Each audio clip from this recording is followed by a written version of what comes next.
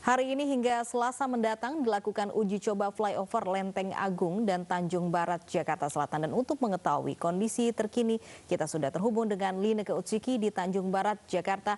Selamat siang Lineke, bagaimana uji coba flyover Tapal Kuda hari ini?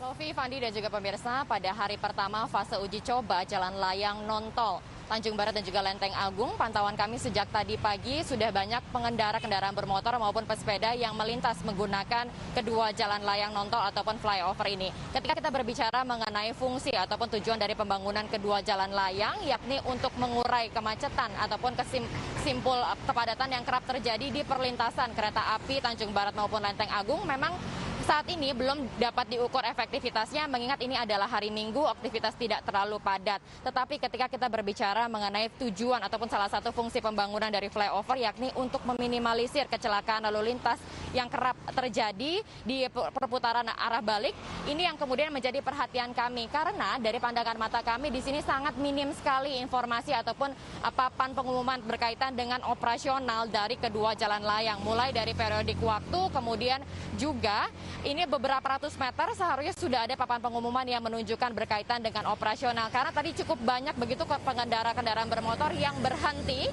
di pinggir jalan dan kemudian menanyakan kepada petugas berkaitan dengan operasional. Bahkan tak jarang ada pengemudi mobil yang melambatkan laju kendaraannya untuk kemudian memutuskan apakah akan menggunakan jalan layang ataupun tidak. Tidak hanya itu saja, bahkan juga cukup banyak pengendara kendaraan bermotor roda 2 yang kemudian melawan arah.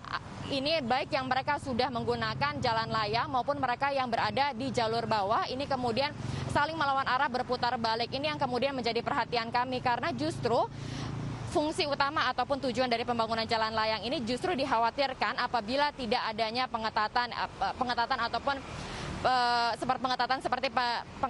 seperti penempatan dari traffic cone ataupun beton-beton, ini justru dapat membahayakan dan juga menimbulkan kecelakaan lalu lintas.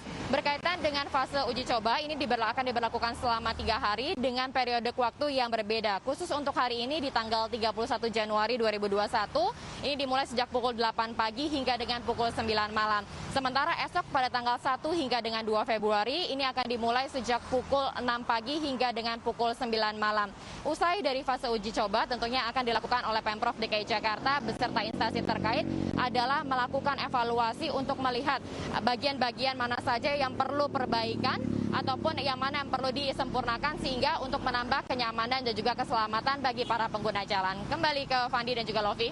Nah, yang paling penting kalau sudah ada infrastrukturnya, yang paling penting adalah kesadaran, ketertiban para pengendara dalam berlalu lintas. Terima kasih, Lineke Utsiki, untuk laporan Anda.